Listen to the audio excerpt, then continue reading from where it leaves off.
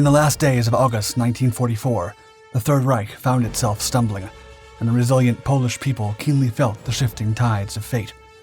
With the horrors of war weighing heavily upon them, they recognized a rare and pivotal moment to cast off the shackles of oppression imposed upon their nation and reassert the sovereignty of their homeland.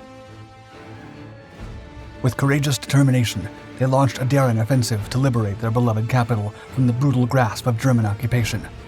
The struggle would forever be known as the Warsaw Uprising. Against all odds, the valiant Poles fought fiercely to oust the German army and seize control of their city. But time was running out, for they knew another enemy loomed on the horizon, the advancing Soviet army.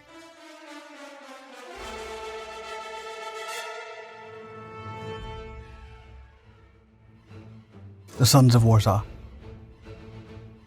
On November 20th, 1943, General Tadeusz Komorowski, the commander of the Polish Home Army, or AK, a non-communist underground resistance movement, issued an order for Operation Tempest. The effort intended to execute a series of local military uprisings against the Germans as the Red Army advanced westward, promising to eventually liberate the Polish people from Nazi oppression. Initially, however, the idea of an armed action had come from the Polish government in exile in London, which was the internationally recognized government of Poland at the time. Notably, due to the broken diplomatic relations with the Soviet Union, following the revealing of the atrocities committed at Katyn, the Polish military leaders did not include cooperation with the Red Army.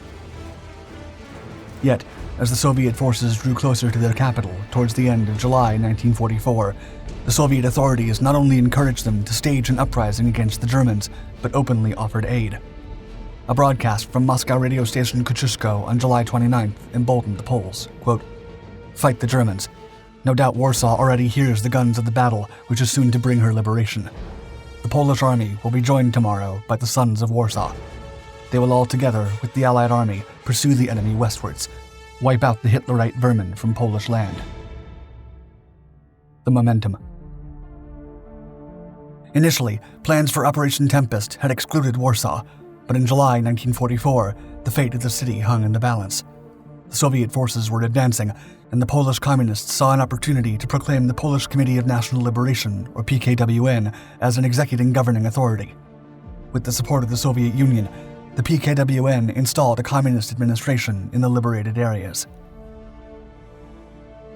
As a result, the Polish underground was uneasy. They were aware that the Soviet Union had already taken control of eastern Poland, forming the PKWN to administer the rest of the Soviet-occupied territory.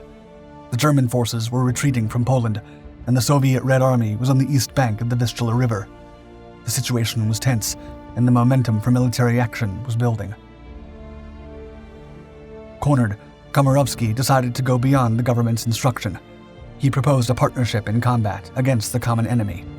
Still, he hoped to gain control of Warsaw before the Red Army could liberate it. The Home Army was left with little option but to follow the Soviet suggestion to revolt. After several days of discussion between the AK leadership and the Polish government in exile, on July 31st, the Polish leader announced the outbreak of the uprising. The AK anticipated that the uprising would take only a few days and that Warsaw should be free before the arrival of the Red Army.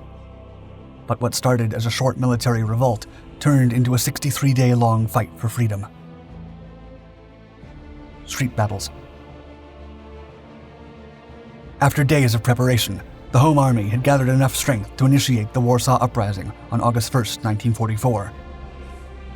At the strike of W hour, the hour of wybuch, or explosion, at 5 p.m., the AK, under the leadership of the illustrious General Antoni Krzysztof, were joined by 2,500 soldiers from other resistance movements, including the National Armed Forces, or NSZ, and the Communist People's Army, or AL.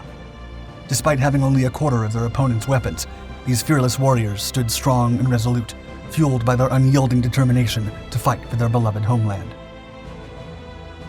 While they numbered roughly 50,000, they would face 25,000 German soldiers equipped with artillery, tanks, and air support.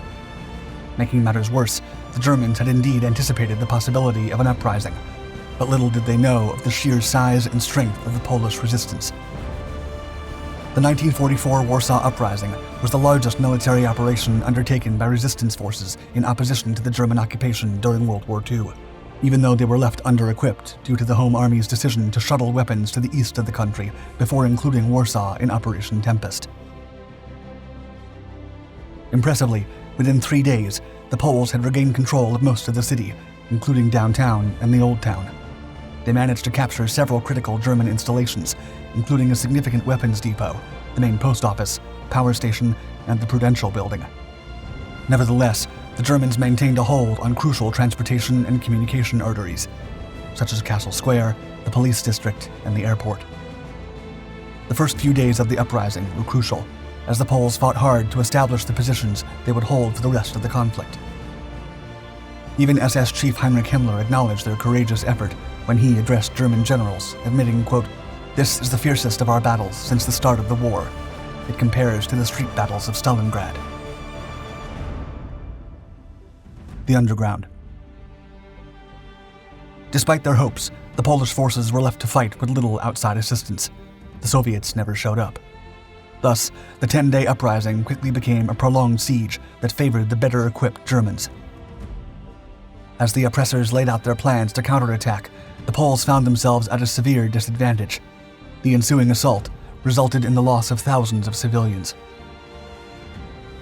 The battles that raged around the Old Town and nearby Bankowy Square were heavily one-sided, as the Germans bombarded the area with artillery and tactical bombers, leaving Poles defenseless against such tactics, lacking altogether in anti-aircraft artillery weapons. Despite initial success, the AK's hold on the city gradually slipped away as German troops recaptured the area surrounding the Old Town and other key districts. The Poles managed to hold out in the Old Town until the end of August, when the decision to withdraw was made. The defenders were forced to escape through the sewers, a vital means of communication throughout the revolt. Eventually, on September 2nd, the remnants of the Polish resistance made an underground escape after more than 2 weeks of combat. As a result, the failure led to the complete devastation of Warsaw's historical district. Rubble and ash. In September 1944, the Red Army finally arrived, but only to take over Praga, the district of Warsaw on the east bank of the Vistula River.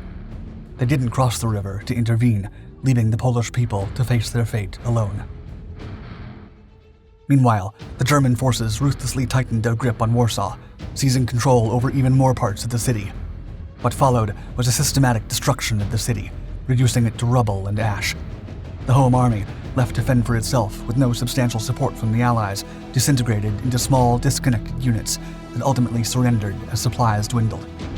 The fate of Bohr-Komorowski, Monterre, and about 11,000 soldiers was sealed as they were taken as prisoners of war. The remaining population of the city faced a grim reality as the Germans began deporting them en masse. The city was razed, and the losses mounted every day. The Second Warsaw Uprising claimed thousands of lives among insurgents and civilians alike. The Germans also suffered losses, with about 16,000 men falling in the fight. By the time the uprising ended on October 2nd, the number of victims had exceeded 180,000. While the Red Army had initially been detained by German assaults during the first days of the insurrection, it deliberately remained inactive.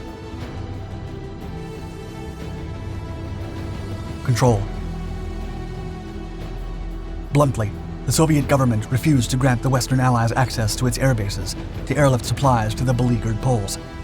Attempts by the Western powers to help the Poles were severely limited by the vast distance between them and the city, and the flights from Allied-occupied Brindisi in Italy had to cross more than 13,000 kilometers of hostile territory.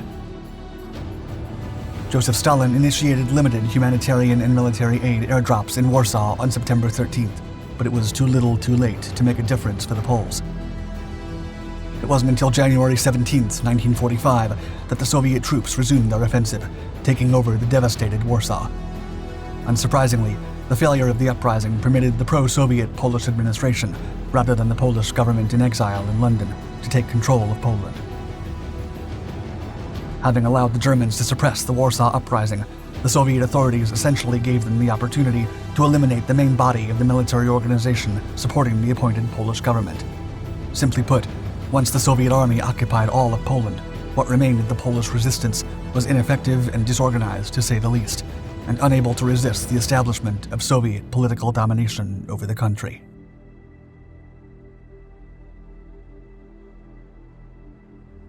We're thrilled you joined us on this adventure. If you enjoyed this video as much as we did, please give us a thumbs up and show us some love. Also, join our community today by hitting the subscribe button and staying up to date with our latest episodes in this and all our other Dark Documentaries channels. Your support and engagement mean the world to us. Thank you for watching.